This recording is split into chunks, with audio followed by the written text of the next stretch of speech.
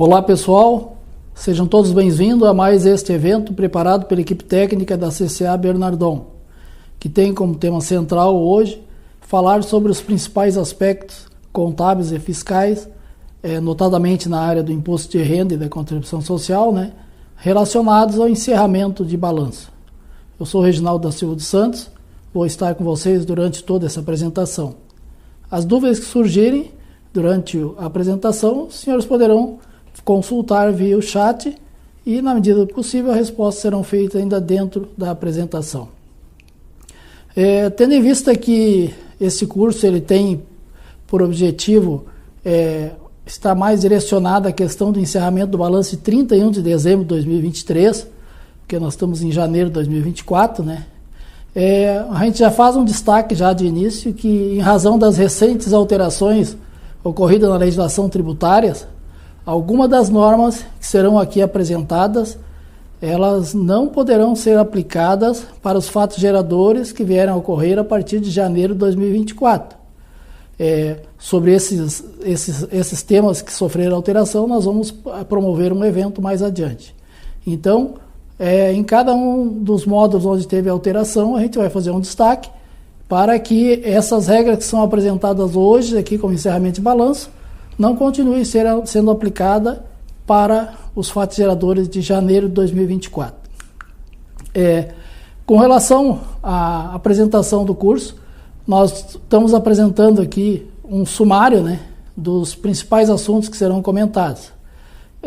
Como de praxe, a gente não irá abordar aqueles aspectos triviais relacionados a conciliações de saldo, consistência de saldos, pois esses aspectos já são observados, devem ser observados ou já devem ter sido observados no decorrer do ano calendário, no encerramento de cada balanço trimestral ou balancetes de suspensão, no caso das empresas do lucro real anual.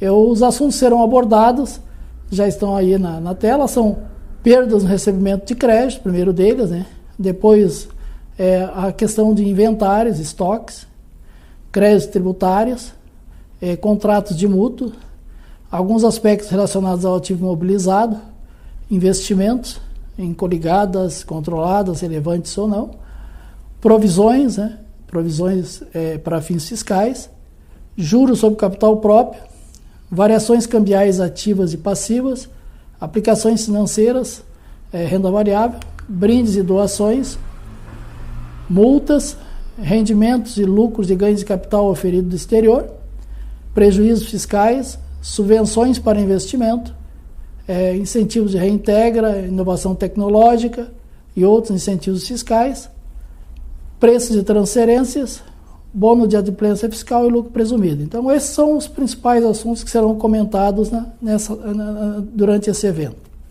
Como eu disse, o objetivo é também despertar algumas dúvidas que os senhores muitas vezes no dia a dia não tenham observado e que aqui durante a apresentação possa surgir.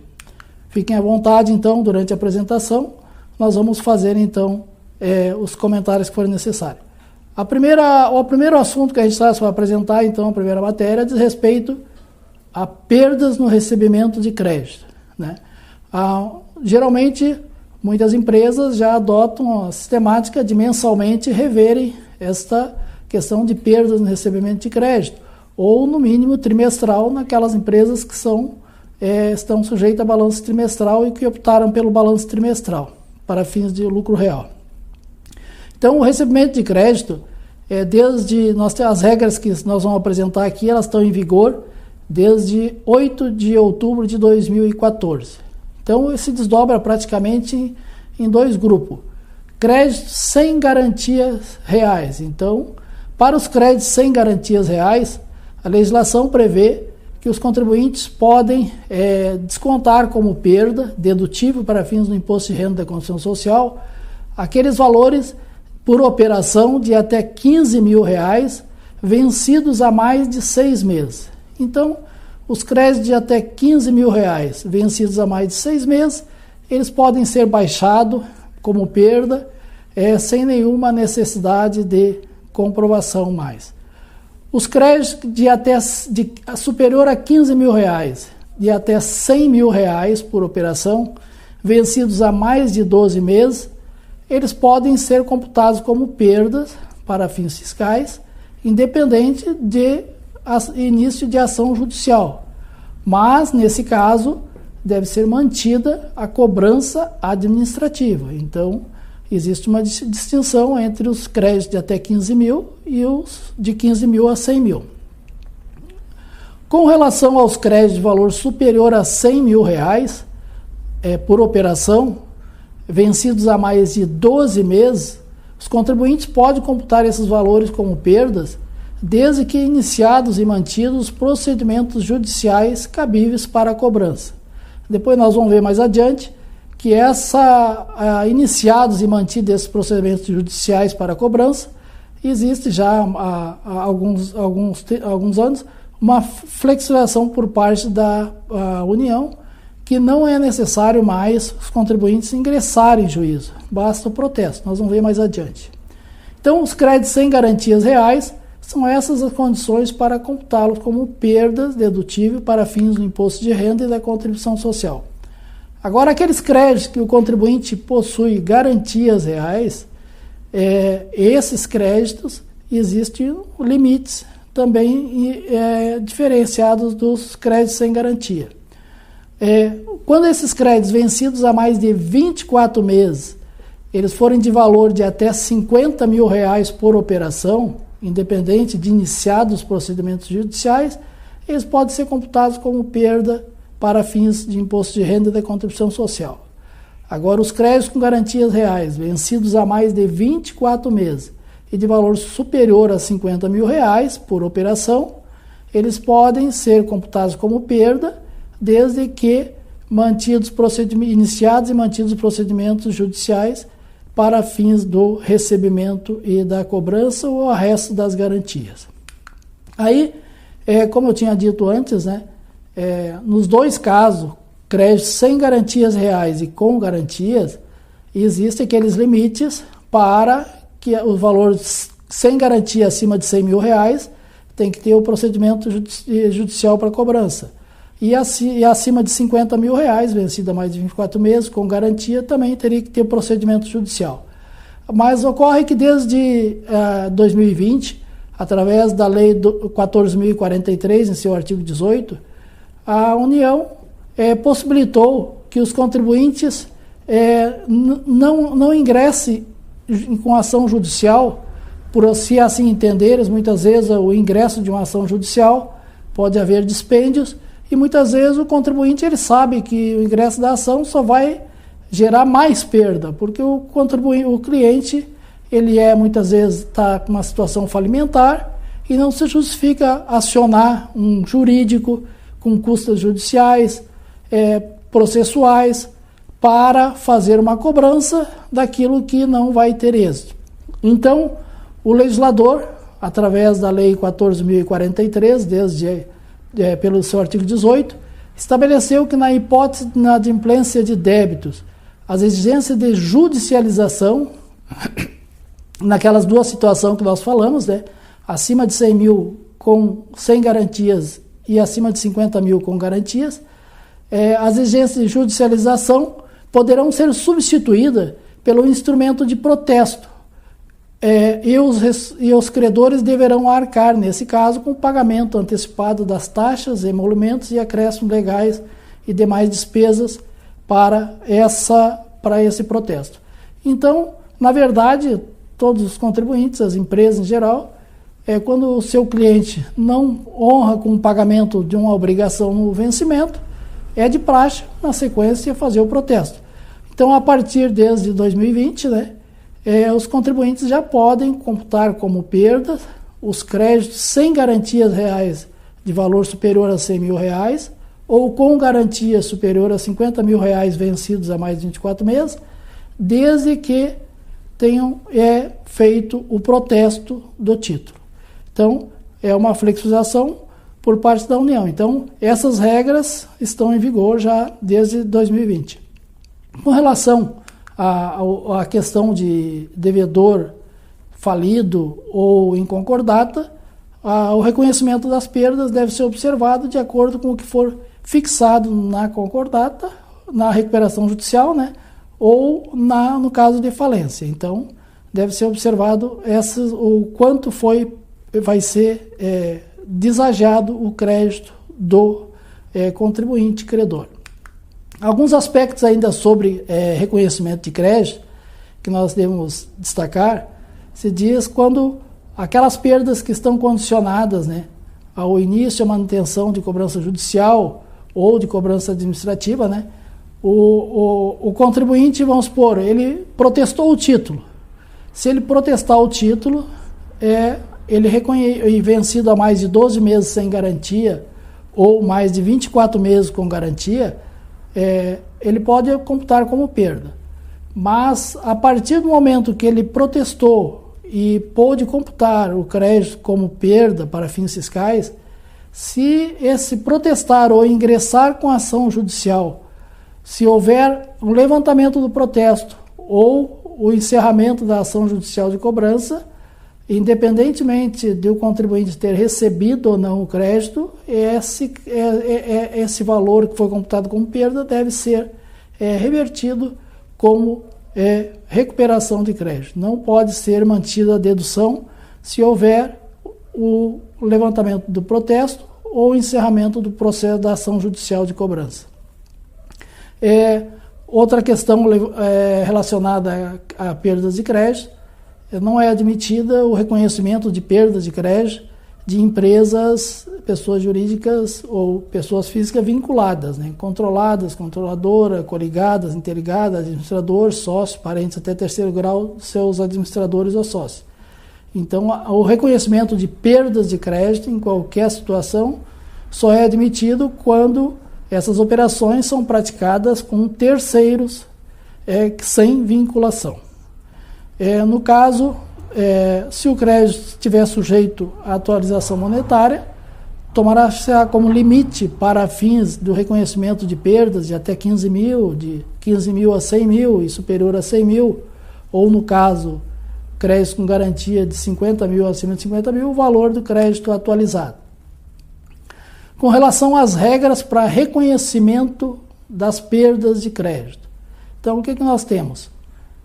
Aqueles créditos sem garantias de valor de até 15 mil reais, o reconhecimento da perda ele pode ser feito uma vez vencido, passado os 6 meses de vencimento, o reconhecimento da perda pode ser feito com baixa direta no contas a receber e em perdas de crédito. Ou seja, o contribuinte não está obrigado a manter nenhum controle administrativo de cobrança com relação aos créditos de até 15 mil reais. Então, por operação.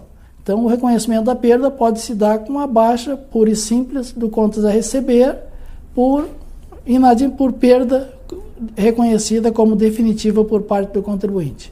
Agora, os créditos de valor superior a 15 mil reais e até 100 mil reais, e também aqueles créditos de superior a 100 mil reais, quando passíveis de reconhecimento de perda pelo protesto ou pelo ingresso da ação judicial, o reconhecimento dessas perdas ela só pode ser feito mediante o lançamento numa conta retificadora do grupo de clientes, denominada perdas de crédito, em contrapartida da conta de resultado perda de crédito.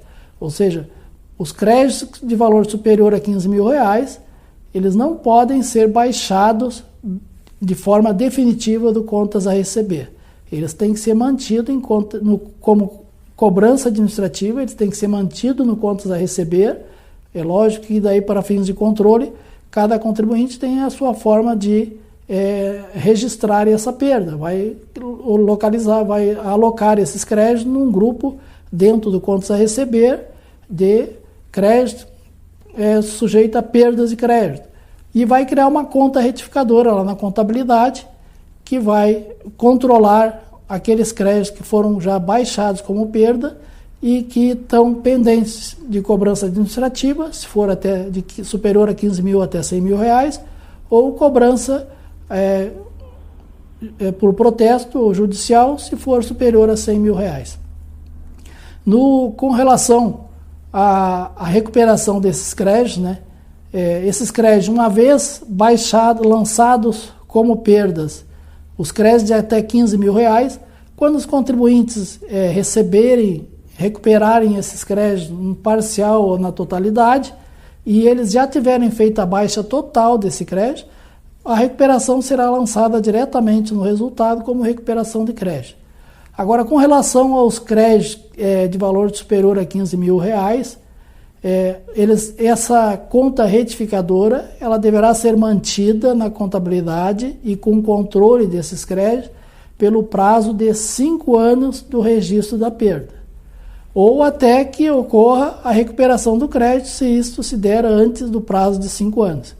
Caso o contribuinte realize a baixa definitiva do crédito antes do prazo de 5 anos, sem que tenha ocorrido a recuperação, aquele registro de perda que foi feito, ele é considerado como indedutível de forma retroativa.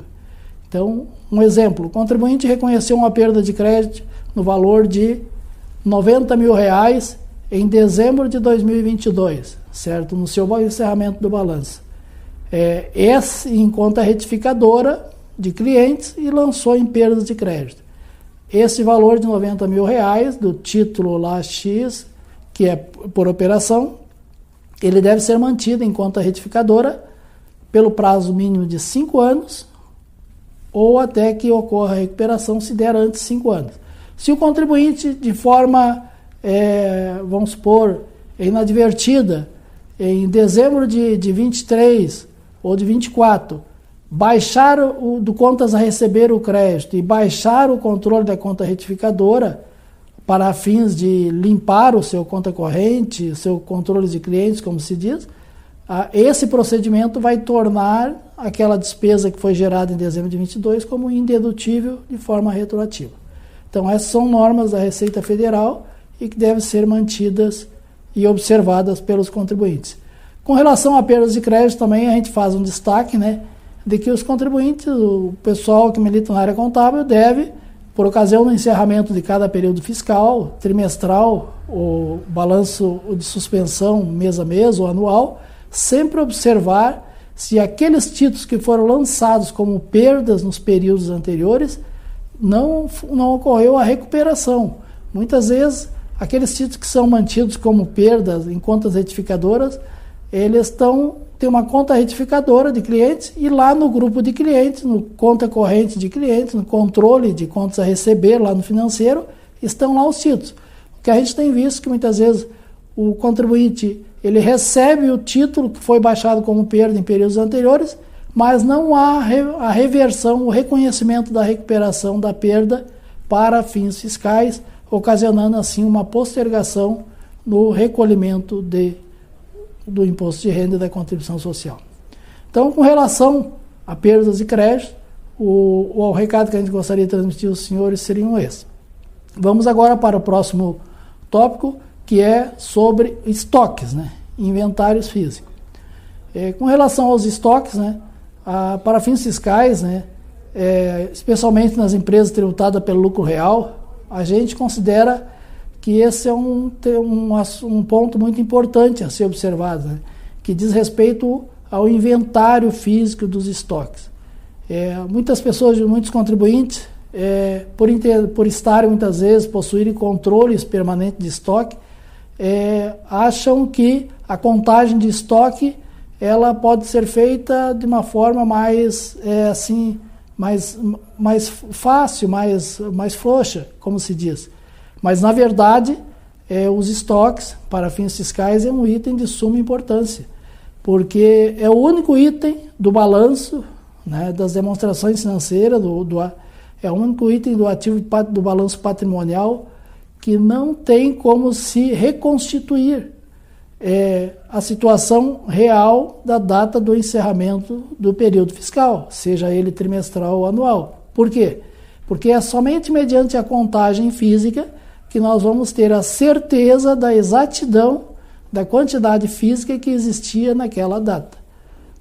Existem muitas práticas de checagem, confirmação de estoques, que é feita em termos de trabalhos de auditoria, como fazer uma retroagir, fazer uma contagem no dia 15 de janeiro e fazer retroagir a evolução do estoque para 31 de dezembro. É possível, não tem problema.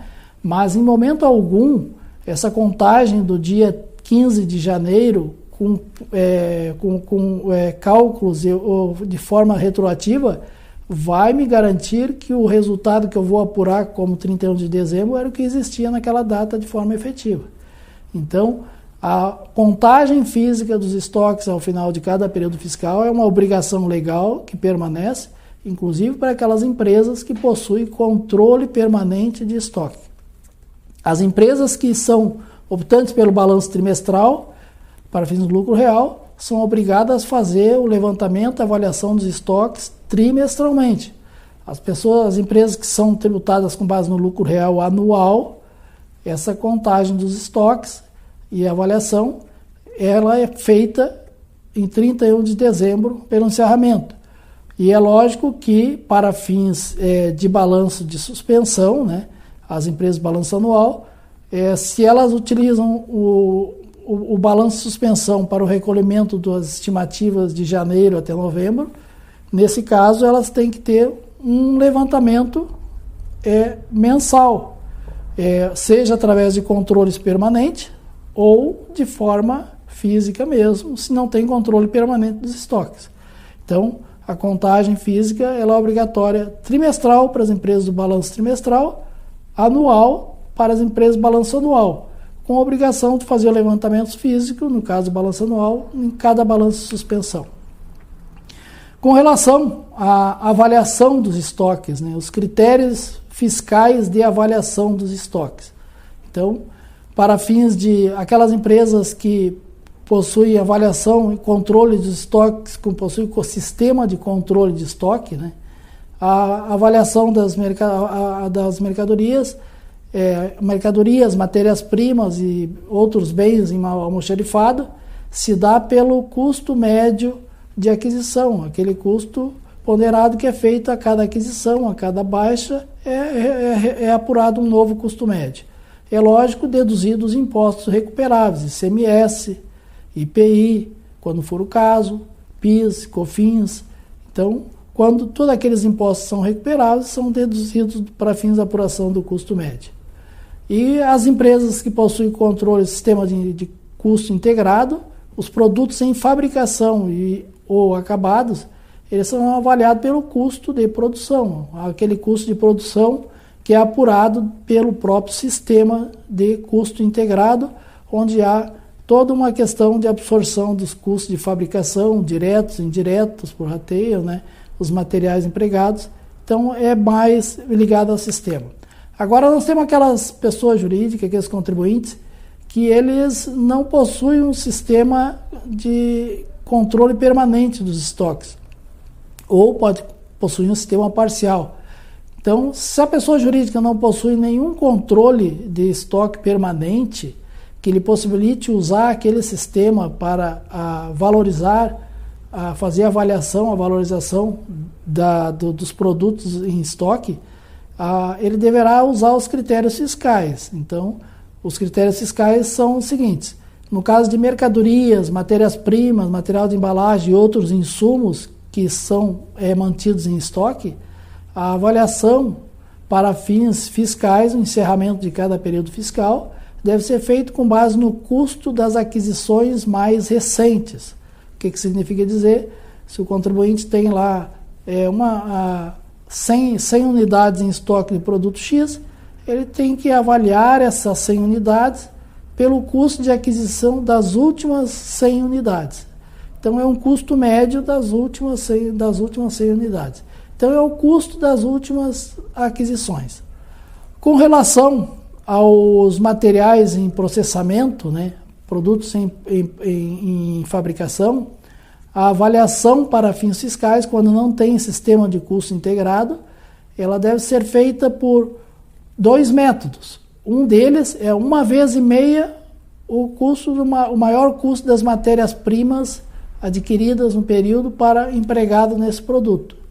Então, a pessoa jurídica ela vai ter que apurar, identificar qual é o custo da matéria-prima que foi empregada naqueles produtos que estão em processo e multiplicar por 1,5 vezes é o valor, é um dos critérios de avaliação dos produtos em processamento. Ou 80% do valor dos produtos acabados, que nós vamos ver agora qual a regra dos produtos acabados. Então, 80% dos produtos acabados, que na verdade, assim em resumo, equivale a 56% do maior preço de venda daquele produto no período fiscal. Os produtos acabados, quando a pessoa jurídica não possui o custo integrado, para fins fiscais, eles devem ser avaliados obrigatoriamente em 70% do maior preço de venda do período de apuração, sem a exclusão do ICMS.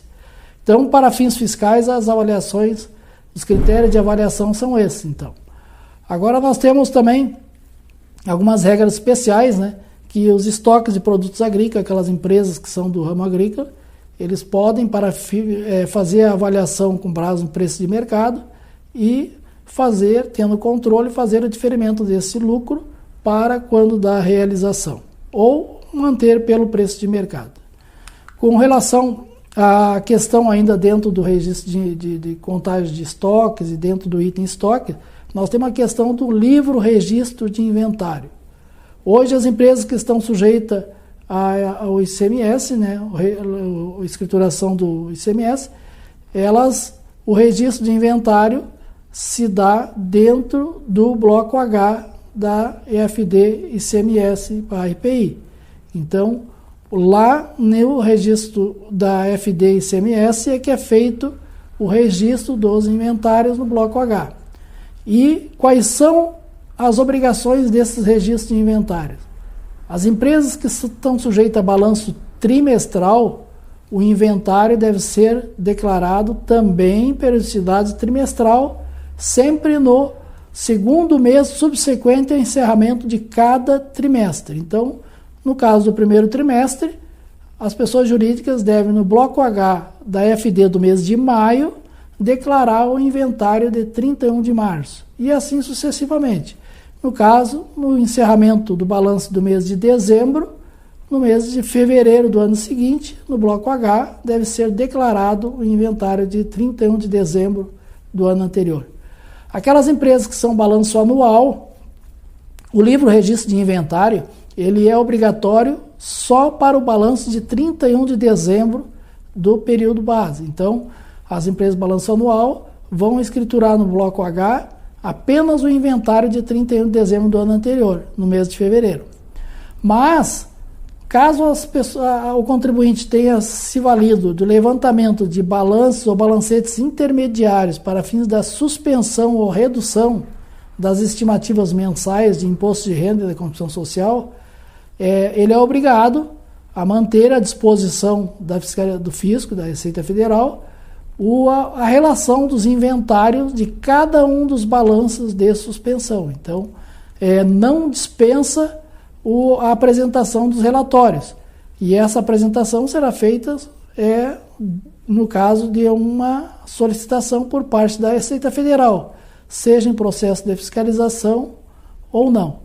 E no caso, sempre nós alertamos que esses inventários dos balanços de suspensão, eles devem ser mantidos em boa ordem e guarda, pelo fato de que essa exigência, muitas vezes ela pode ser feita de forma imediata. O contribuinte, muitas vezes o fisco, ele não é obrigado a dar prazo para a apresentação desses arquivos, em função que eles já devem estar sempre à disposição do fisco para apresentação. No caso das empresas do lucro presumido ou simples, deve ser escriturado sempre o inventário de 31 de dezembro de cada ano, também no bloco H ou em livro próprio, quando a empresa não estiver sujeita ao registro de ICMS. Pois bem, vamos tratar agora sobre crédito tributário. Com relação aos créditos tributários, o destaque que eu gostaria de fazer aos senhores respeito, em primeiro lugar, o reconhecimento da atualização desses créditos, sempre quando o crédito estiver sujeito à atualização, seja pelo juros Selic ou algum outro índice, que se for um crédito ligado a ISSQN ou qualquer outro tributo. E com relação também ainda à questão da prescrição desses créditos, né? Como os senhores bem sabem, como regra geral, os créditos fiscais eles prescrevem no prazo de 5 anos. Então, muitas vezes é comum ver alguns contribuintes com um crédito no seu ativo já prescrito. Então, deve ser revisado a cada encerramento do período fiscal ou periodicamente o risco de perda desses créditos por prescrição para fins da tomada das decisões cabíveis. Ainda dentro da questão de atualização do crédito, né, desde 30 de setembro de 2021, que os juros Selic em débito tributário não estão mais sujeitos à tributação para fins do imposto de renda e construção social. Então, em função do julgamento do tema 962, né, foi decidido que não há incidência mais da tributação dos juros Selic decorrente em débito tributário.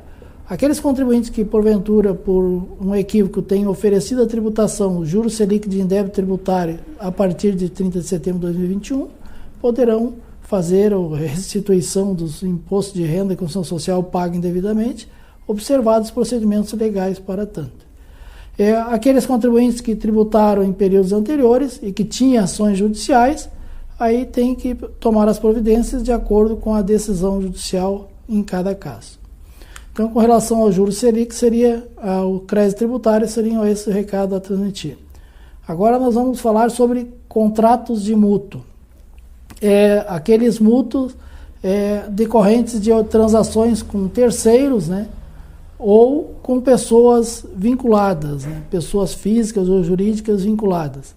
Então, o que deve ser observado? Em primeiro lugar, a questão também da atualização desses créditos de acordo com os contratos, né? Com relação a aquelas empresas que são tributadas pelo lucro real, a Receita Federal tem por norma considerar que quando a pessoa jurídica mutuante empresta recursos para empresas vinculadas, né, ou sócios ou administradores, os juros a serem cobrados eles não poderão ser em percentuais inferiores aos juros que são pagos pela pessoa jurídica na tomada de crédito. Então, sempre que a pessoa jurídica empresta recursos para pessoas vinculadas e ela, ao mesmo tempo, é tomadora de empréstimo junto a instituições financeiras ou terceiros, os juros que ela está cobrando nos seus empréstimos com essas pessoas vinculadas não pode ser em percentuais inferiores ao que ela está pagando. Se for constatado a cobrança de juros em percentuais inferiores ao que ela paga, a Receita Federal, nos casos de fiscalização, tem considerado essa diferenciação de taxas como despesa indedutível para a empresa mutuante. Ou seja, aqueles juros que ela paga nos seus empréstimos em percentuais a mais do que ela empresta, ela é considerada uma despesa financeira indedutível. Ocorre a glosa da despesa financeira que foi paga para instituições financeiras, os recursos foram emprestados de forma subsidiada para pessoas vinculadas.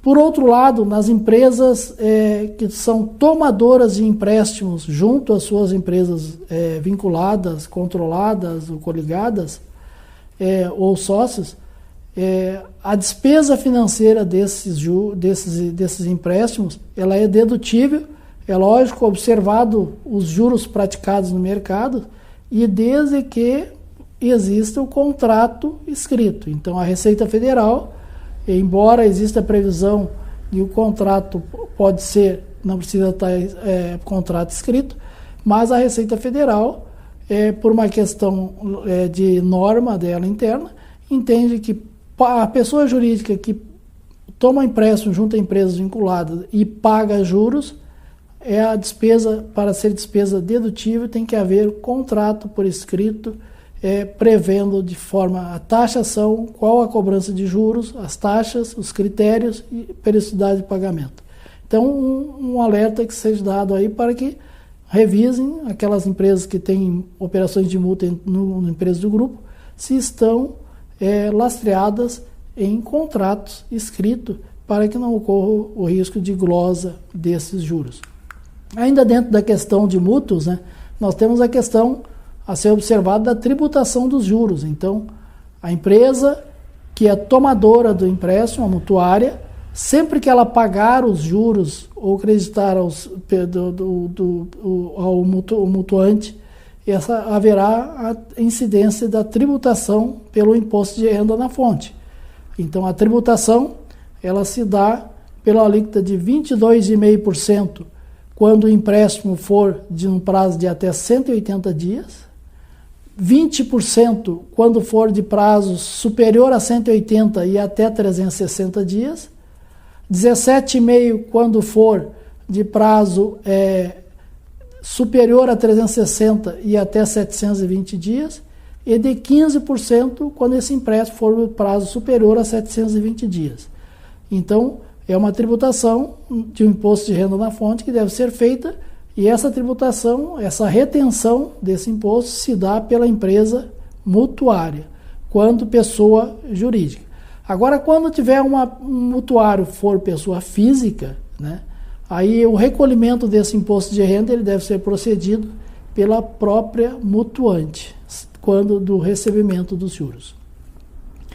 Além da tributação pelo imposto de renda na fonte, no caso de mútuos, nós temos também a incidência do IOF. Né? Então, todas as operações de empréstimo realizadas entre pessoas jurídicas ou entre pessoa jurídica e pessoa física, sempre quando a pessoa jurídica é a mutuante, está sujeito ao recolhimento do IOF. Hoje, em termos de tributação pelo IOF, nós temos em vigor a alíquota de 1,5% ao ano, quando o mutuário for pessoa jurídica, ou 3% quando for pessoa física.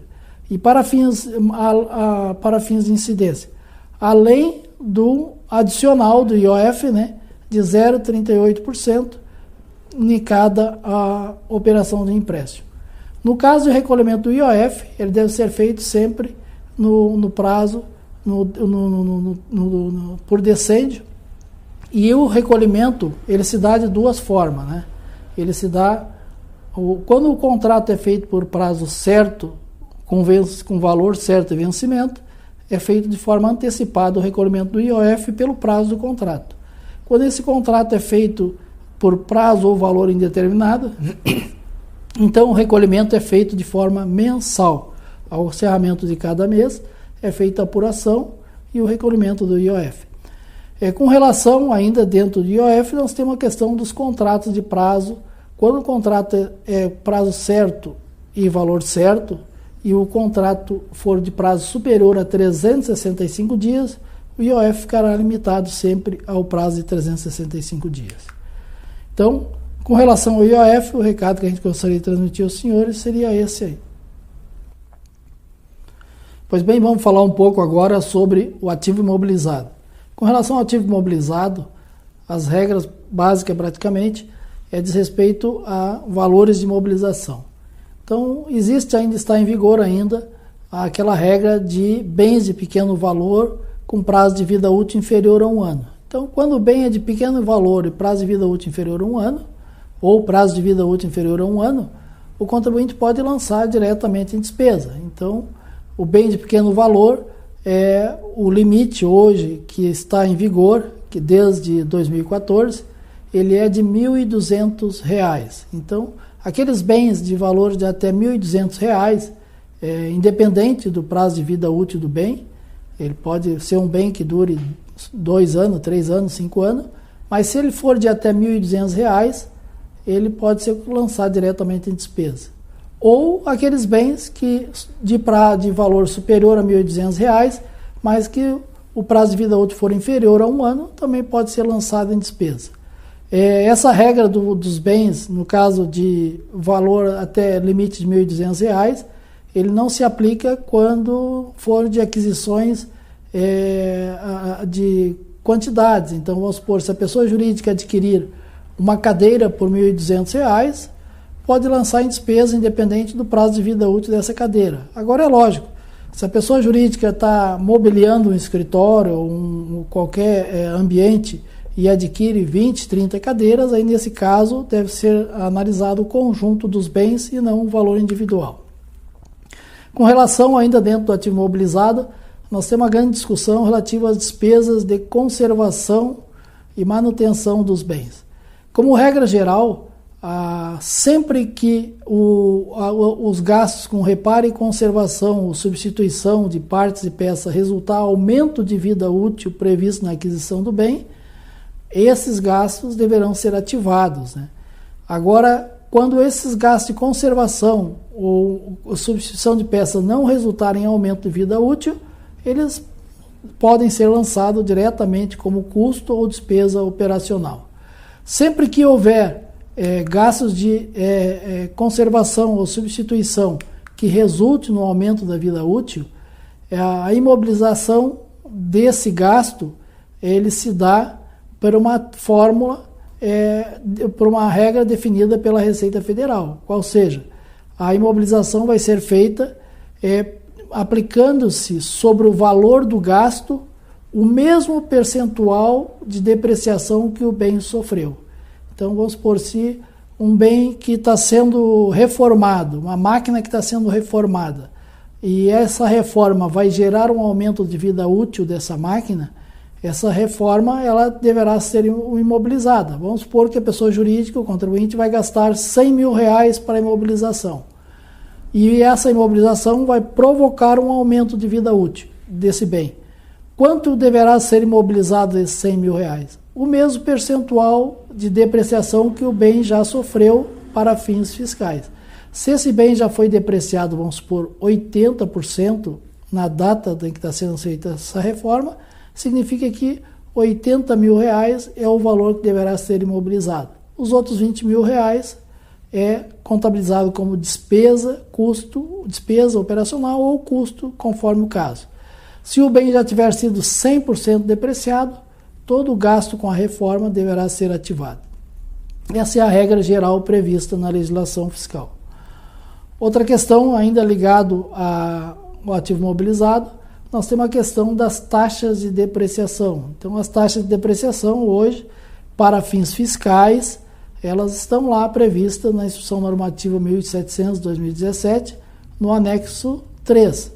E estão previstas essas taxas de depreciação, elas independem da taxa societária que é usada pelos contribuintes. Como os senhores bem sabem, desde 2010, 2008, quando foi introduzido na legislação contábil as normas internacionais de contabilidade, muitas empresas adotam taxas de depreciação para fins societários diferentes da taxa de depreciação aceitas pelo fisco para fins fiscais. E, de acordo com as regras fiscais, o contribuinte ele pode contabilmente depreciar com as taxas societárias definidas de acordo com seus critérios internos, mas para fins fiscais fazer o uso da taxa fiscal, desde que, é lógico, o controle dessas diferenças seja feito no LALUR através na parte B do LALUR, controles de taxa de depreciação diferenciada. Com relação a bens usados, os bens usados eles são depreciados por 2 métodos. Os bens novos as taxas previstas de acordo com o anexo 3 da Instrução Normativa, e os bens usados ele tem 2 métodos de depreciação. O contribuinte pode usar metade do prazo de vida útil admissível para o bem adquirido novo, então ele pode usar essa aí, ou pelo restante da vida útil do bem, considerando a sua aquisição. Então ele deve ser usado um desses 2, sempre o maior prazo de vida útil. Então, se o maior prazo de vida útil é a metade do bem restante, ele vai usar a metade do bem restante, do bem novo.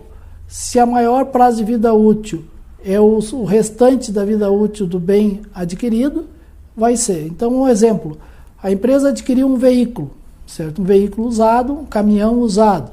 Esse caminhão, vamos admitir que esse caminhão é do ano de 2020. Bom, se ela adquiriu um caminhão em 2020 e o prazo de depreciação desse caminhão, vamos supor, 4 anos, praticamente ele já está na metade. Então, vai usar a metade. Agora, se o caminhão foi adquirido em 2022, então o prazo de vida útil restante dele ainda é 3 anos. Então tem que usar 3 anos e não a metade da vida útil. Então essa é a regra fiscal, sempre o maior. A metade da vida útil restante em relação ao bem novo ou o restante da vida útil considerando a sua aquisição. Com relação àquela questão que eu falei da taxa de depreciação fiscal versus societária, parecer normativo número 1, ele, de 2011, ele disciplinou essa questão, onde autoriza os contribuintes a usarem as taxas de depreciação para fins fiscais previstos na legislação fiscal, no caso o anexo 3 da Instrução Normativa 1700, de 2017, em comparação à depreciação societária, mantendo, é lógico, o controle no LALUR, né? Lá na parte, no LALUR e no LACS, na parte B, dessas diferenças de taxas de depreciação. Ainda dentro do assunto de ativo imobilizado, nós temos também a depreciação acelerada por turnos. Então, muitas indústrias, elas têm setores que trabalham mais do que um turno. Geralmente, a taxa de depreciação fiscais prevista lá no anexo 3 da Instrução Normativa 1700, que está em vigor, elas são para operações normais de um turno de 8 horas. Agora, aqueles contribuintes que têm operações, centros de produção, que estão operando em 2 turnos de 8 horas ou até 3 turnos de 8 horas, a legislação prevê uma depreciação acelerada por turnos. Então, quando é de 2 turnos de 8 horas, o contribuinte ele pode depreciar os bens por 1,5 vezes a taxa prevista lá na Instrução Normativa 1700. Ou, se for de 3 turnos de 8 horas, a depreciação pode ser feita por 2 vezes a taxa de depreciação prevista lá na instrução. Então, há uma aceleração no reconhecimento da despesa de depreciação desses bens que operam em mais que um turno. É lógico que essa depreciação acelerada ela não pode ser aplicada de forma indistinta para todos os bens do ativo imobilizado da pessoa jurídica. Essa depreciação acelerada ela só é aplicável para aqueles bens que comprovadamente operaram 2 turnos ou 3 turnos. E no período em que operaram 2 turnos ou 3 turnos. O que significa dizer? Que o contribuinte ele tem que comprovar, ter meios de comprovação de quais as máquinas ou setores que operaram 2 ou 3 turnos. E essa comprovação ela se dá, seja através do cartão ponto dos funcionários que operam as máquinas ou que trabalham nos setores, através de controles de produção ou qualquer outro meio disponível. Então, e a aceleração, como eu disse, ela se dá sempre no período em que há trabalho de 2 ou 3 turnos. Então, muitas vezes o contribuinte ele pode trabalhar um mês, ter operação de 2 turnos num setor e no outro mês voltar a ter um turno. Ele vai ter que adequar as taxas de depreciação sempre para os períodos em que há efetiva comprovação de 2 ou 3 turnos. Não pode aplicar para o ano inteiro ou para o trimestre inteiro, como muitos casos já foi visto aí. Com relação, no caso de hotéis, a comprovação poderá ser efetuada através da taxa média de ocupação. Então, os hotéis também podem fazer a depreciação acelerada pela taxa média de ocupação. E a depreciação acelerada, ela é registrada contabilmente, ou seja, ela é reconhecida mensalmente como uma depreciação normal. Então, um setor de máquinas ou uma máquina que operou 3 turnos durante um mês, naquele mês a depreciação a ser contabilizada vai ser o dobro da taxa normal prevista lá na Instrução Normativa 1700. Além da depreciação acelerada por turnos, nós temos alguns casos de depreciação acelerada incentivada, em que essa depreciação acelerada incentivada é controlada via LALUR na parte B. Atividade rural, por exemplo, todos os bens adquiridos, empregados na atividade rural, eles podem ser depreciados 100% no período da aquisição. E essa depreciação de 100% se dá via LALUR, então, exceto a terra nua, né, pessoal?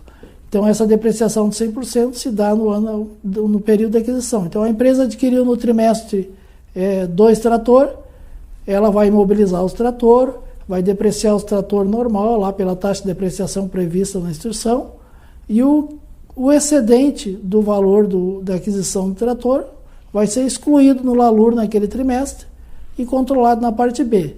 Dali para frente, toda a depreciação que for contabilizada desse trator deverá ser adicionada porque ela já foi aproveitada quando da aquisição. Nós temos também a depreciação acelerada das máquinas e equipamentos empregados em setores de inovação tecnológica, em laboratórios para pesquisa, né? Então seria essa. Com relação ao ativo imobilizado, o que a gente gostaria de apresentar aos senhores seriam esses os assuntos. Pois bem, vamos falar agora sobre investimentos.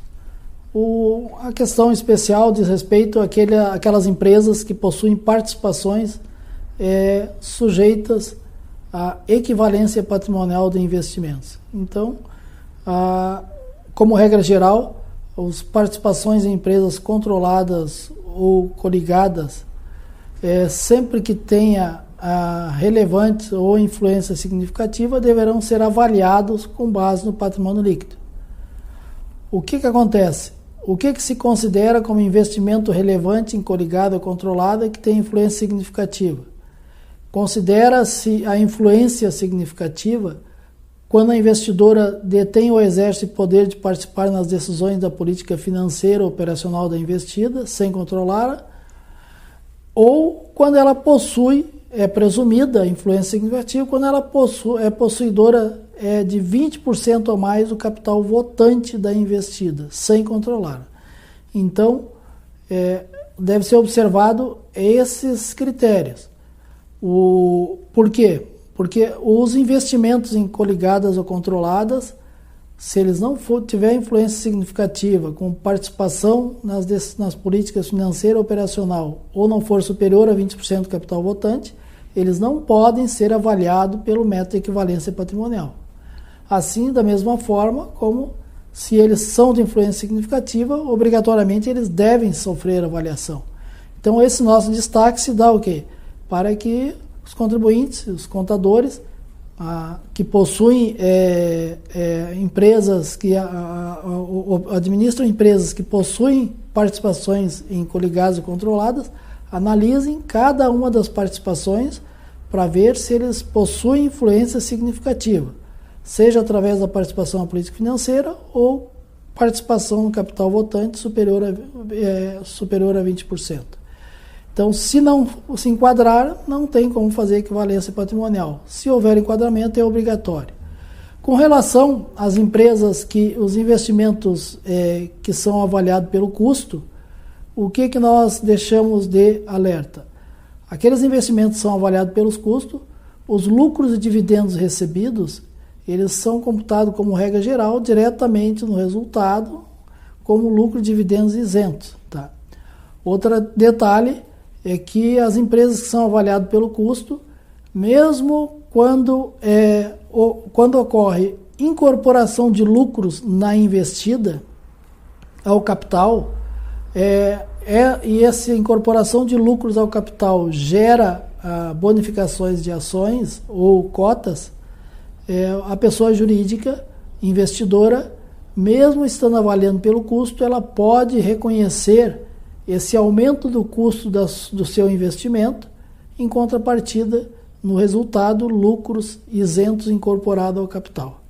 Então, é um destaque que muitas vezes as pessoas jurídicas possuem participações que são avaliadas pelo custo e não fazem o reconhecimento do aumento do custo da participação em função das capitalizações que são feitas na investida. Então, alertamos para que no encerramento de cada período fiscal seja verificado junto às investidas se ocorreu as investidas que são tributárias, cuja avaliação do investimento é pelo custo, se ocorreram ou não capitalizações passíveis de aumento do custo do investimento. Agora nós vamos falar sobre provisões. E aqui nós vamos falar, é lógico, como nós estamos, o painel se refere a aspectos contábeis e tributários, nós vamos falar sobre aquelas provisões dedutíveis para fins do imposto de renda e da contribuição social. Então, para fins do imposto de renda e contribuição social, as provisões que são dedutíveis são a provisão de férias, certo? As provisões para 13º salário, aquelas empresas que fazem provisões mensais sobre 13º salário, as provisões técnicas das seguradoras e outras entidades relacionadas à parte de seguros, né? E as provisões para perda de estoque de livro, prevista lá nos artigos 8º e 9º da Lei 10.753 de 2003. Então, o que acontece? Essas são as únicas provisões que são dedutíveis para fins do imposto de renda e contribuição social. Aquelas demais provisões que são feitas para fins contábeis, como provisão trabalhista, risco ambiental, risco de contingências fiscais, essas demais provisões, elas não são dedutíveis para fins do imposto de renda e da contribuição social, e devem ser adicionadas no LALUR e excluídas quando revertidas. Então, as únicas provisões dedutíveis para fins do imposto de renda são essas 4 aí que nós apresentamos agora.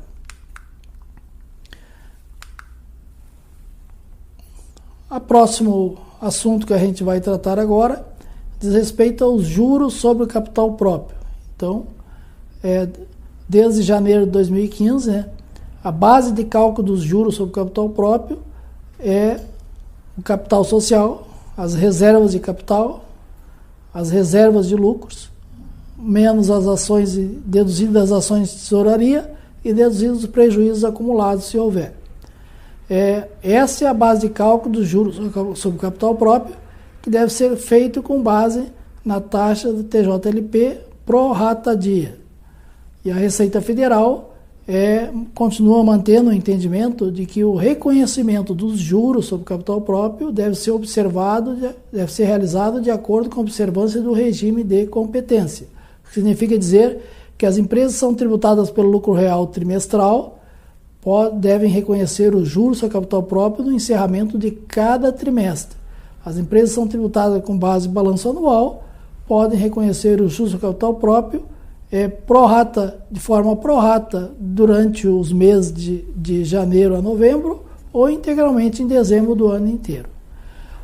Aqui, só um destaque, com relação aos juros sobre capital próprio, essa regra aqui da base de cálculo, que a base de cálculo do juros TJLP é o capital, reserva de lucro deduzido das ações de tesouraria do prejuízo, essa regra vale até 31 de dezembro de 2023, porque a partir de janeiro de 2024, por força da Lei 14.789, teve alterações. Então, a partir de janeiro de 2024, a base de cálculo do juros do capital próprio não vai ser mais essa. Então, essa base vale até o encerramento de dezembro de 2023. Com relação ao cálculo dos juros ainda, né, limite de dedutibilidade do juros sobre capital próprio.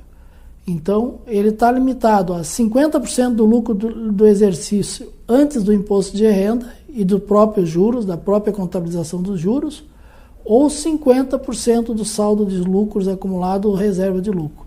Dos dois, o maior.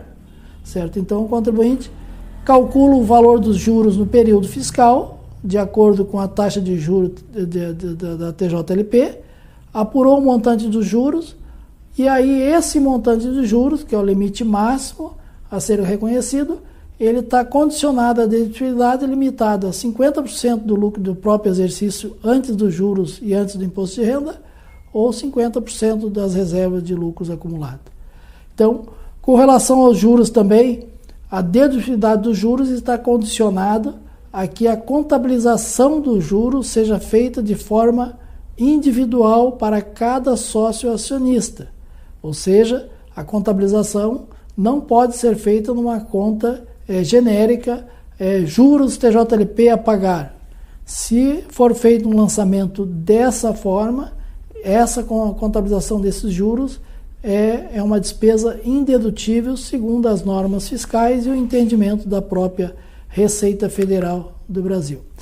A alíquota de os juros sobre capital próprio, uma vez creditado ao sócio e lançado como despesa, ele está sujeito à retenção e ao recolhimento do imposto de renda pela alíquota de 15%.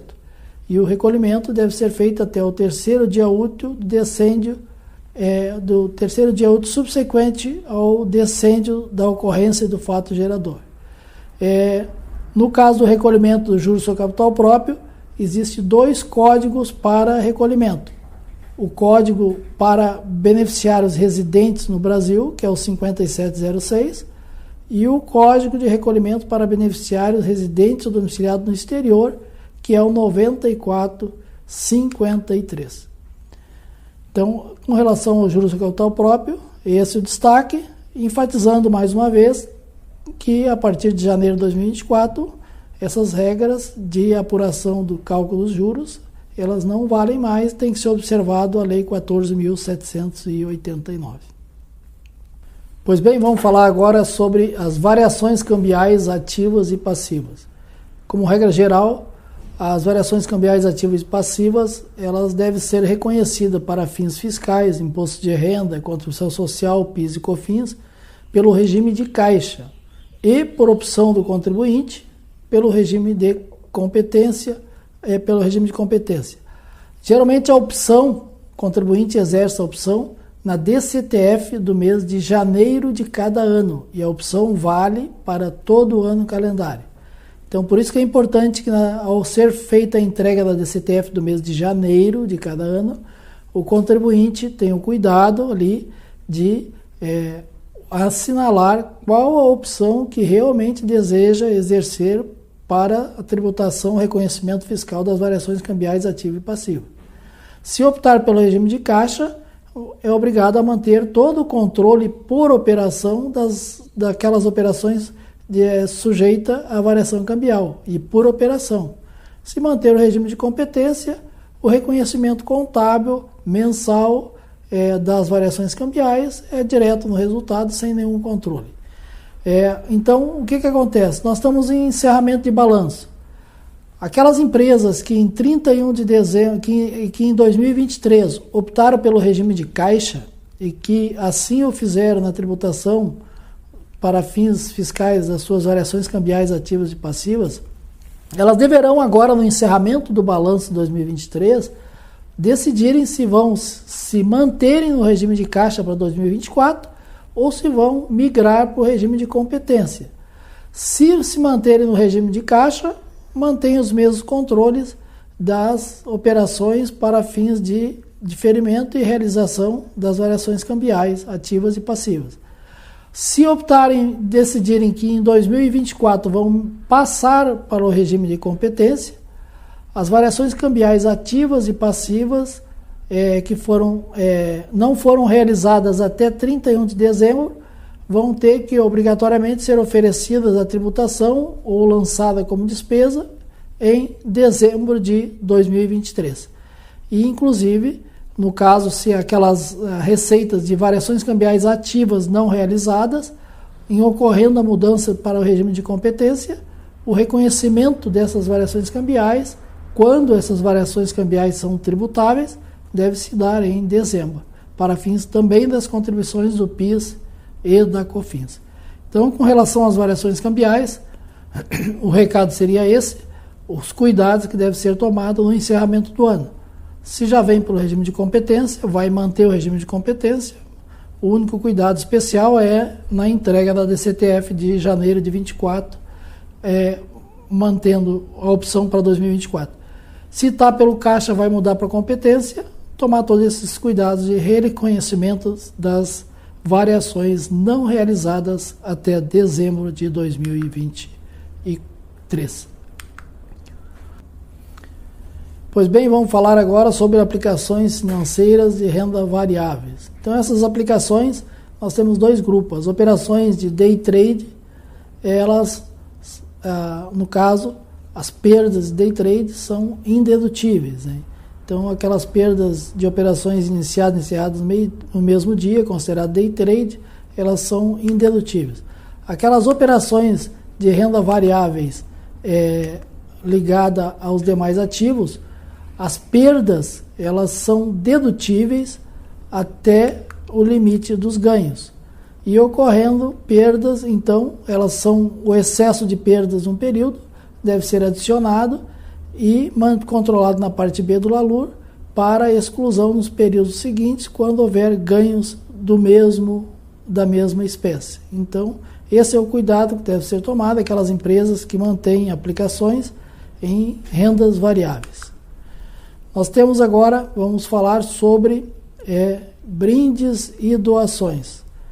Infelizmente, já de longa data, a legislação fiscal veda o reconhecimento como despesa dedutível para fins do imposto de renda e da contribuição social, aqueles desembolsos ligados a brindes e doações. Então, infelizmente, essa regra se mantém e tudo aquilo que for caracterizado como brinde, ele ou doações, algumas doações, algumas são dedutíveis, outras não, mas os brindes são indedutíveis, não há o que se discutir.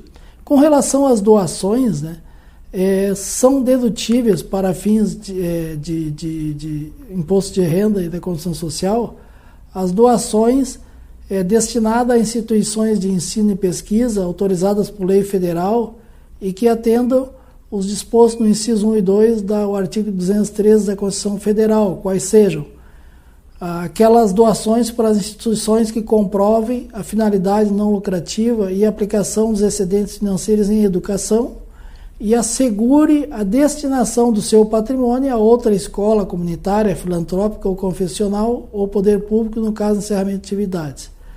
Nesse caso, essas doações são dedutíveis até o limite de 1,5% do lucro operacional antes da própria doação. Ou também são dedutíveis aquelas doações destinadas às entidades civis sem fins lucrativos que prestem serviços gratuitos a empregados, associações de funcionários e outras, ou comunidade, desde que essa entidade tenha o reconhecimento de utilidade pública pela União. E essa dedutividade ela fica limitada a 2% do lucro operacional. Também é dedutível aquelas doações feitas às OCIP, Organizações de Sociedade Civil de Interesse Público, e as doações de caráter cultural e artístico na forma dos artigos 25 e 26 da Lei 8.313 de 1991. As demais doações são indedutíveis, doações para Fundo Municipal do Estatuto da Criança e Adolescente, as doações de patrocínio de caráter cultural e artístico do artigo 18 da 8.313 são indedutíveis, as doações para partidos políticos, cargos eletivos, o Estatuto do Idoso. Então, essas doações todas elas são indedutíveis.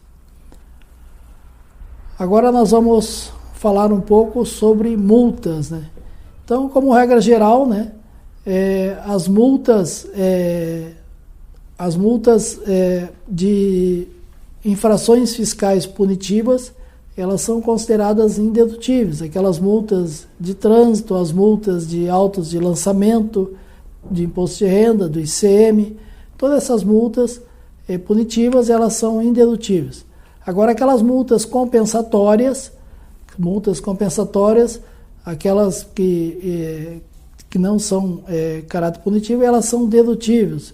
Multa de mora, recolhimento dos impostos em atraso de forma espontânea, a apresentação espontânea, as multas por apresentação espontânea de declarações, ou por erros, correção de erros espontâneos. Então, a multa espontânea, ela é dedutível. E as multas punitivas são indedutíveis. Pois bem, vamos falar agora sobre subvenções para investimento. De acordo com o artigo 30 da Lei 12.973, as subvenções para investimento, inclusive por meio de isenção ou redução de impostos, concedidas como estímulo à implantação e expansão do empreendimento econômico, e as doações feitas pelo poder público, elas não são computadas para fins de determinação do lucro real, desde que registradas na conta de reserva de lucros, a que se refere o artigo 195A da Lei 6.404, ou seja, a chamada, a denominada reserva de subvenções fiscais.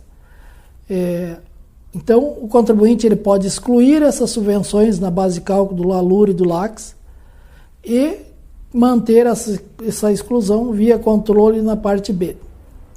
Essas reservas que são constituídas, ao final de cada período fiscal, o contribuinte é obrigado a transferir o valor da subvenção excluída no LALUR ou no LACS para a conta da reserva. Essa transferência é um lançamento contábil no encerramento do período. A não observância do registro dessa reserva, da subvenção em reserva, transforma a exclusão como inválida.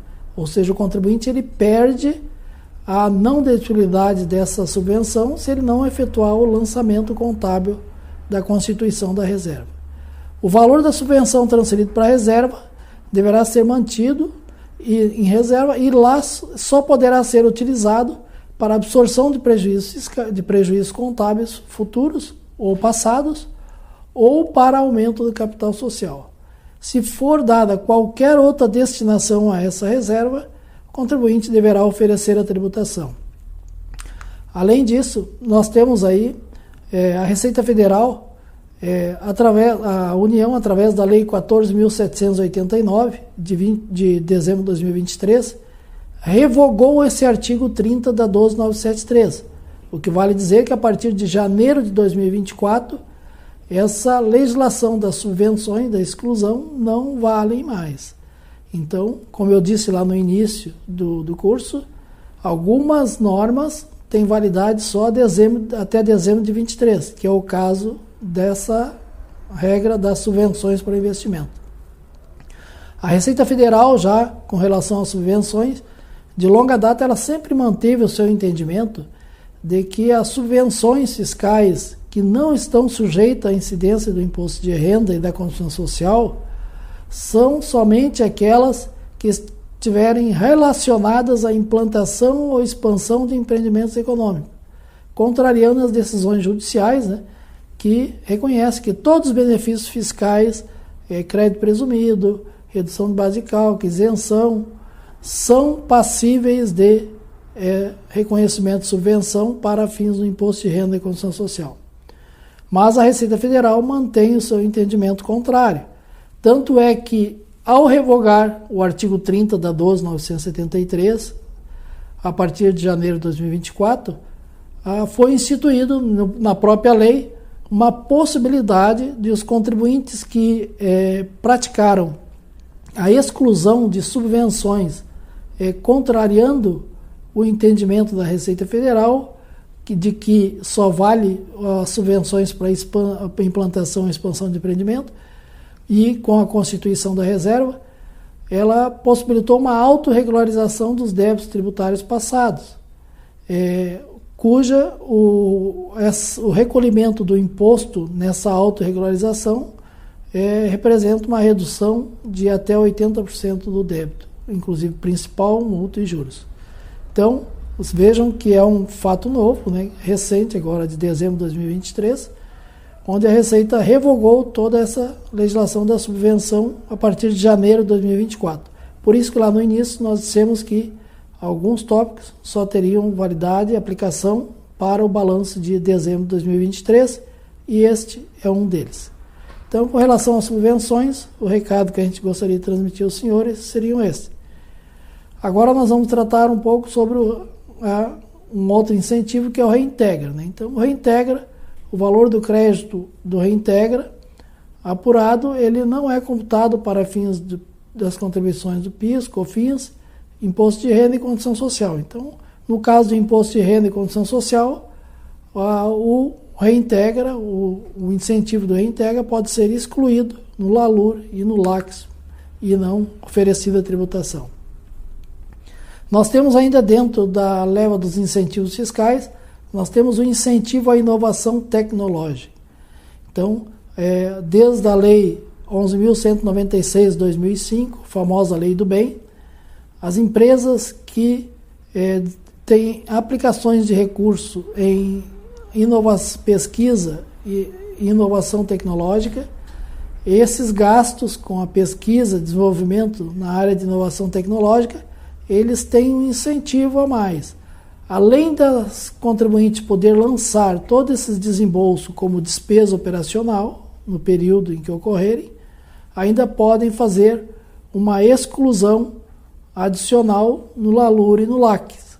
Essa exclusão ela é da ordem de 60%, tá?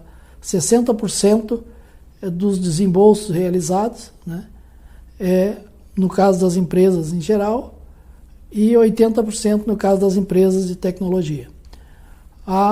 Além desses incentivos, nós temos também um outro que é a depreciação integral acelerada, incentivada, das máquinas, equipamentos e aparelhos e instrumentos novos adquiridos para as atividades de pesquisa. Então, só as máquinas, equipamentos e aparelhos adquiridos para as atividades de pesquisa.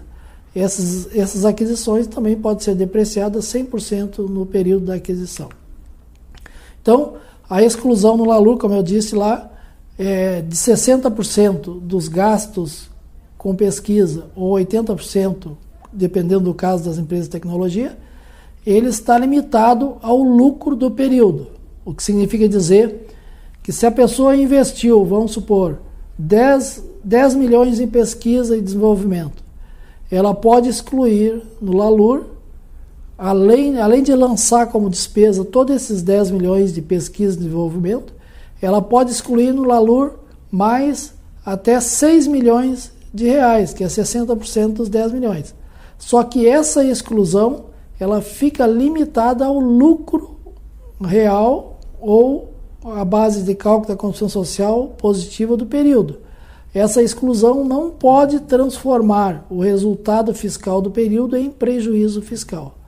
Então, dando um exemplo, vamos supor que a empresa tem um lucro real e uma base de cálculo positiva de contribuição social no valor de 4 milhões, antes dessa exclusão. Se ela gastou 10 milhões, a exclusão máxima que ela vai fazer vai ser dos 4 milhões. Ela não pode excluir os 6, porque aí ela geraria um prejuízo fiscal com essa exclusão que não é permitido. Então, essa exclusão de 60% ou 80% desse incentivo fica limitada ao lucro real, a base de cálculo positiva da contribuição social do próprio período. Não pode gerar prejuízo fiscal ou base de cálculo negativa. Então, com relação a esse incentivo, seria esse o recado que a gente gostaria de dar aos senhores. Vamos agora, na sequência, falar sobre outros incentivos fiscais que são deduzidos do imposto de renda apurado no encerramento de cada período fiscal ou, em cada período de balanço de suspensão. Então, nós temos aí uma série de incentivos, né, que os contribuintes podem deduzir. O primeiro dele é o PAT, Programa de Alimentação do Trabalhador. Então, do imposto de renda devido na alíquota de 15%, o contribuinte pode deduzir até 4% a título de Programa de Alimentação do Trabalhador. Então, nós vamos ver mais adiante as regras desse PAT. Além dos 4%, o contribuinte pode deduzir mais 4% das atividades culturais e artísticas dos artigos 25 e 26, doações de patrocínio de projetos especiais do artigo 18 da Lei 8.313 e da atividade audiovisual. Individualmente, cada um, no caso das doações para as atividades culturais ou artísticas, nos artigos 25 a 26, pode ser individualmente 4%, mas no somatório das doações culturais e de audiovisual, todas essas três aí fica limitado a 4%. Então, nós temos 4% para o PAT, mais 4% para essas doações, e além disso nós temos mais outras exclusões do imposto de renda devido na alíquota de 15%, que também podem ser feitas desde que o contribuinte tenha feito doações. Caráter desportivo, 1%, Programa Nacional de Apoio à Atenção Oncológica, PRONON, 1%, Programa Nacional de Apoio à Atenção de Saúde da Pessoa Deficiente, 1%, Fundo Nacional do Idoso, 1%, Fundo do Direito da Criança e Adolescente, 1%, sendo que o Fundo do Direito da Criança e Adolescente e do Idoso, os dois não podem ultrapassar 1% do imposto de renda devido. E, no caso do Programa Nacional da Atenção Oncológica e o Programa Nacional da Atenção à Pessoa Deficiente, também não pode ultrapassar 1%. E, por último, nós temos mais uma dedução do imposto de renda devido, que é a licença maternidade, aquela licença complementar que prevista na Lei 11.770. Então, todos esses incentivos fiscais de dedução do imposto de renda devido na alíquota de 15%. É lógico que ali deve ser observado sempre as doações feitas dentro de cada período fiscal, ou seja, não é válido as doações feitas em períodos futuros ou passados. Muitas vezes o pessoal pergunta, eu fiz uma doação para o Fundo Nacional do Idoso, só que ultrapassou 1%. Eu posso compensar o adicional no ano que vem, no período fiscal seguinte? Não pode. Ou eu fiz doações antes do vencimento do imposto, mas após o encerramento do período fiscal, eu posso abater do imposto que eu vou recolher? Não pode. Então, todas essas doações de incentivos, esses abatimentos de incentivos fiscais, as doações, os desembolsos, têm que ser feitos no próprio período fiscal a que competirem.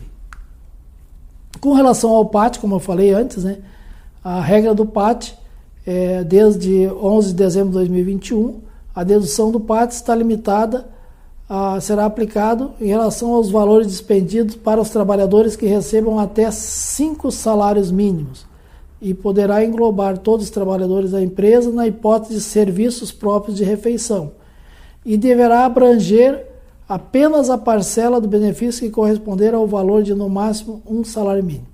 Então, está limitado a 1 salário mínimo e deverá ficar restrita apenas aos trabalhadores de até 5 salários mínimos. Então, para a dedução do PAT, tem mais essas regras a serem observadas. O que significa que o contribuinte não pode pegar o somatório de todos os gastos com alimentação, programa de alimentação, e querer excluir limitado aos 4% no valor. Tem que observar essas regras aqui. Para apenas os gastos com trabalhadores que ganham até 5 salários mínimos, ou pode abranger a todos na hipótese de refeições próprias. E não pode ser superior a 1 salário mínimo gasto com o programa de refeição. Essas seriam as regras para o PAT. Agora nós vamos falar um pouco sobre preços de transferências. Com relação aos preços de transferência, é outra legislação que, a partir de janeiro de 2024, sofre alterações. Então, as regras que nós vamos apresentar aqui, elas são válidas para os períodos fiscais encerrados até 31 de dezembro de 2023. De acordo com os artigos 18 a 24 da Lei 9.430 e 9.959 e Instrução 1.312, as regras são as seguintes. O preço de transferência é uma política de preços em que a União busca ajustar para que os preços praticados pelos contribuintes na importação e exportação de bens ou serviços com empresas vinculadas no exterior ou outras situações, ou até mesmo de commodities, não gerem perdas de balança comercial ou prejuízo em relação aos preços praticados de forma com outros clientes ou fornecedores não vinculados. Essa é a regra básica. Então, como regra geral, esses preços de transferência, eles sempre visam buscar evitar a prática do subfaturamento nas exportações ou majoração de custos em importação. Então, é essa a finalidade. Nós temos aí a regra vigente até dezembro de 2023, ela tem relaciona quais são as operações as que são consideradas como vinculadas. Então, são todas aquelas operações com pessoas jurídicas vinculadas no exterior, pessoas físicas vinculadas direta ou indiretamente, né? Ou operações com país com tributação favorecida, tributação inferior à alíquota de 20%, chamados paraísos fiscais antigamente, né? Então, todo aquele país que tem uma tributação da renda abaixo inferior a 20%, as operações de importação e exportação estão sujeitas às regras de preço de transferência. Aquelas operações são praticadas no exterior com matriz, filiais, sucursais, pessoas físicas, empresas no exterior, onde a pessoa física ou os controladores aqui possuem controles lá, né? Aquelas operações que são realizadas com empresas que são no exterior consideradas como distribuidor exclusivo, ou quando a pessoa jurídica aqui no Brasil é um distribuidor exclusivo de um fornecedor do exterior, ou até mesmo operações de commodity. Então, são uma série de situações em que o contribuinte está obrigado a observar as regras de preço de transferência. Como regra geral, os preços de transferência, a validação desses métodos e a apuração se há ou não valores a serem adicionados no LALUR e no LACS, se dá sempre no encerramento do balanço de 31 de dezembro de cada ano. E esse reconhecimento dos preços de transferência, ele se dá em 31 de dezembro de cada ano, independentemente se a pessoa jurídica é tributada pelo lucro real trimestral ou anual. E vale também para as empresas do lucro presumido. As empresas do lucro presumido também estão sujeitas à observância das regras dos preços de transferência. De uma forma geral, a legislação atual, até dezembro de 23, ela prevê os métodos para apuração desses preços de transferência, ou seja, como o contribuinte deve fazer o cálculo para verificar se ele praticou subavaliação ou superavaliação nas exportação ou importação. Então, no caso de operações de importação, nós temos aí o primeiro método é o método de preço independente comparado, o PIC, o método preço de revenda menos lucro, PRL, método do custo de produção mais lucro, CPL, e o método de preço sob cotação na importação, PCI, definido como os valores médios de importação. Então, são esses métodos na importação. Depois, da mesma forma, nós temos método na exportação, que é o método de preço de venda nas exportações, PVEX. Nós temos o método de preço de venda por atacado no país destino diminuído lucro, PVA. Método de preço na venda a varejo no país destino diminuído lucro, PVV. Método do custo de aquisição ou produção mais tributos e lucros, o CAP. E o método preço de cotação na exportação, PSEX. Então, aqui, pela legislação até dezembro de 2023, são esses os métodos para importação e exportação. E como eu disse, essa apuração dos preços de transferência, ela deve ser feita no encerramento de cada ano, 31 de dezembro. E para todas aquelas situações que nós vimos logo ali atrás. Operações de importação e exportação com empresas vinculadas no exterior, com um distribuidor no exterior, ou quando a pessoa jurídica aqui no Brasil é um distribuidor exclusivo de fornecedores do exterior, ou operações com países que tributam a renda abaixo de 20%, ou operações de commodities. Então, toda essa situação estão sujeitos aos métodos de preço de transferência.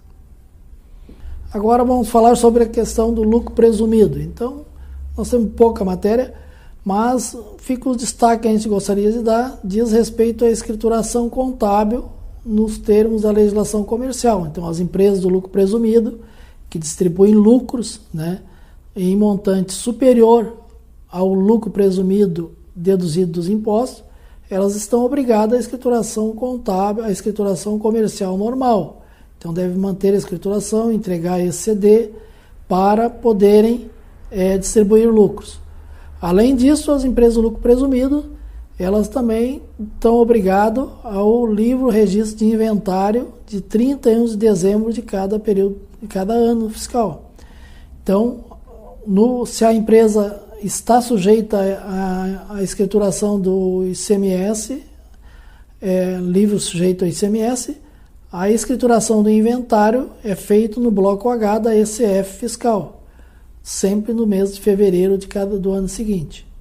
Se a empresa não está obrigado a registro no ICMS, o livro de inventário deve ser registrado na junta comercial e deve ser legalizado com registro, ou seja, é obrigatório o livro registro de inventário mesmo para as empresas do lucro presumido. Outra questão também que deve ser observado é no caso das empresas que optam pelo lucro presumido e adotam o regime de caixa.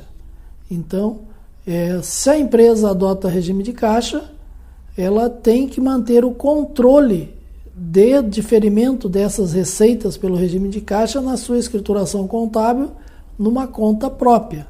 Ou seja, ela tem que ter um registro que permita ao fisco visualizar mensalmente quais foram as operações, as notas, as faturas, ou quais são as operações que geraram caixa e que foram tributados naquele período, naquele mês. A falta do registro em conta própria das operações realizadas em cada mês autoriza o fisco a desconsiderar a opção pelo regime de caixa. Então, com relação ao lucro presumido, seriam esses os recados que a gente gostaria de transmitir aos senhores. Damos aqui por encerrado o nosso evento. Esperamos tenha sido proveitoso para muitos. E aqueles que deixaram as suas dúvidas, esperamos que aqueles que não foram atendidos durante o período serão na sequência. Deixe seu contato e assim faremos. Obrigado a todos pela participação e nos encontramos no próximo evento da CCA Bernardon. Um abraço a todos e até lá.